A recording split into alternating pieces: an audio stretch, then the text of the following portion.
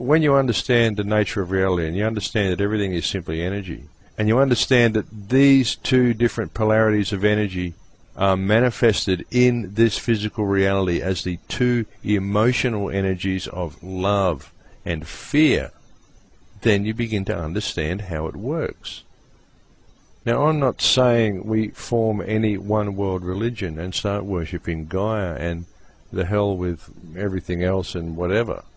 All I'm saying is that having a basic understanding of how this energy works, understanding that if you're not in a state of love, then you are moving into a state of fear, because there are only these two polarities.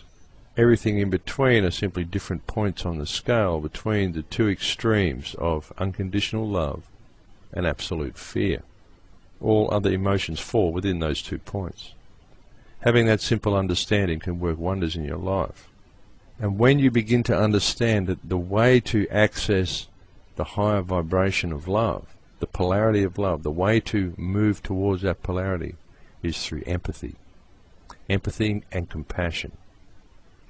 Those two things could change the entire world.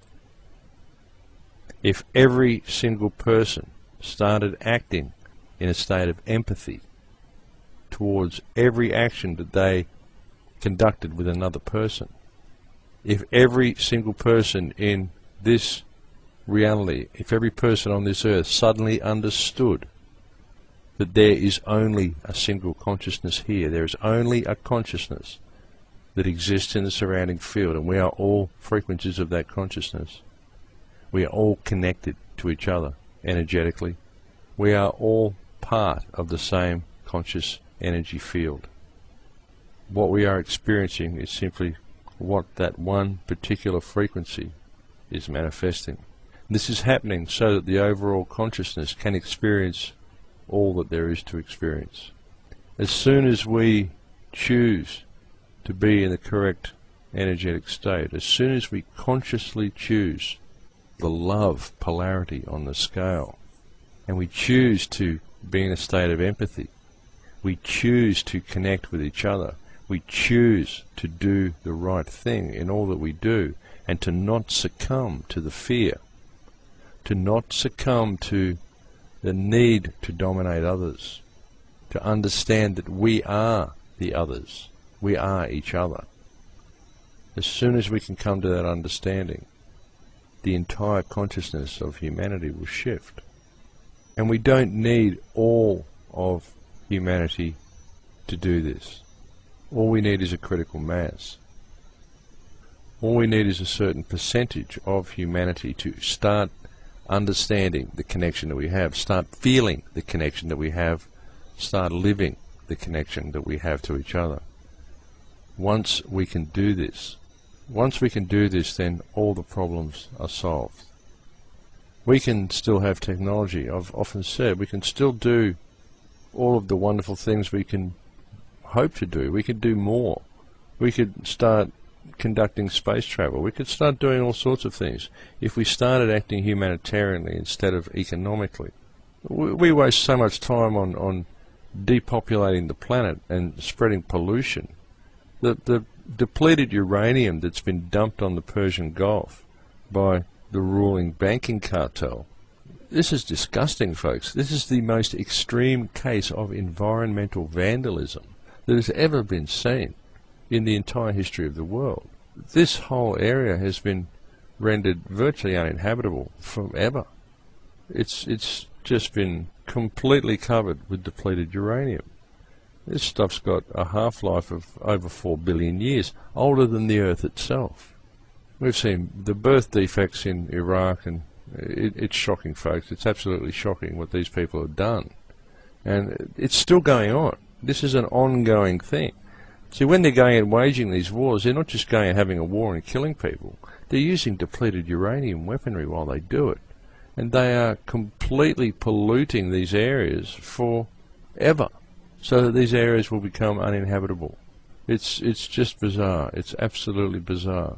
And this just continues, folks. So this is the sort of stuff that we need to address, and this is the sort of stuff that people need to stand up and start making noise about, because it's simply not acceptable. And we need to say to our governments, we need to say to our leaders and hold our leaders accountable and say to them that, hey, look, this is what's going on. So you, Mr. Obama, you, Mr. Rudd, you, Mr. Brown, all of you people, you need to address these problems or step down. And you have 30 days for us to see action, or you have to step down. We're going to ask the police to arrest you. You know, it's time for the police to just do this off their own bat anyway. It's time for the Commissioner of Police in all of our countries to understand that he's supposed to be the head of the domestic security force, and he's supposed to be looking after the best interests of the people. He's not there to follow legislation and to cater to the whims of corrupt banking cartels in order to feather his own nest and live in a more comfortable house. It really is time for the people that we have entrusted our security to act, because it really is one of the biggest problems that we have is the fact that our police are so thoroughly brainwashed and are so thoroughly supportive of an extremely corrupt system. I mean, even on television and in all movies, police are very, very glorified. They are portrayed as heroes in almost every show that you ever watch on TV. And yet, if you ever come across the police in real life, usually it's quite a scary type of an encounter. Usually they just behave like government-paid thugs, and they do terrible things to the public. But I believe a lot of police officers do join the force because they want to help. And I believe a lot of them are very much indoctrinated into a completely different way of thinking. They are taught to perceive every single person in society as a false threat, and to act accordingly, and to act in a manner towards civilians which is defence by aggression. It's almost like the preemptive strike mentality. I believe that this is what has happened to a lot of police officers, and very many of them have been so indoctrinated into that way of thinking now that they simply see everybody and everything as a false threat. And again, this is very much due to the fear-based structure of our societies. So I really believe that people need to put away the fear. I believe the most important decision that any person could make, any person in any position of power, any police officer, I believe the most important decision that any of these people could make is the decision to choose to look at what is really going on here, and the decision to act in order to address the problem. The decision to acknowledge the fact that all of the problems that we face on this planet all have a common cause.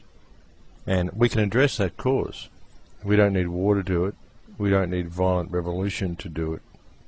All we need is a peaceful rebellion of non-compliance to the system. I really believe that that is the way to fix the problem. The problems that we face are all based in fear. Every single one of them. All of the police hierarchy is structured in fear. If people within these organisations chose to do the right thing, it would make an incredible difference to the direction that humanity is moving into. If soldiers simply chose not to fight, that would make all the difference to the wars. We face enormous problems as a species, but all of the problems that we face come from ourselves due to our willingness to support the system that I've outlined for you on the program today. Our decision to support this system on a daily basis, and all we need to do to support it is to remain quiet about it, folks. Our decision to do this is what keeps the system functioning. It's what keeps the illegal wars functioning.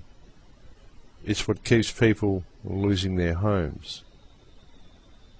It's what keeps all of the resources being mined from the planet being strip mined.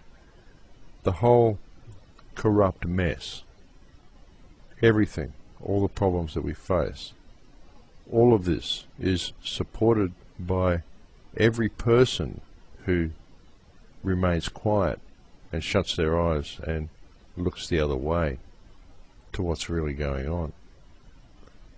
As von Goethe once said, every man is guilty of all the good he didn't do.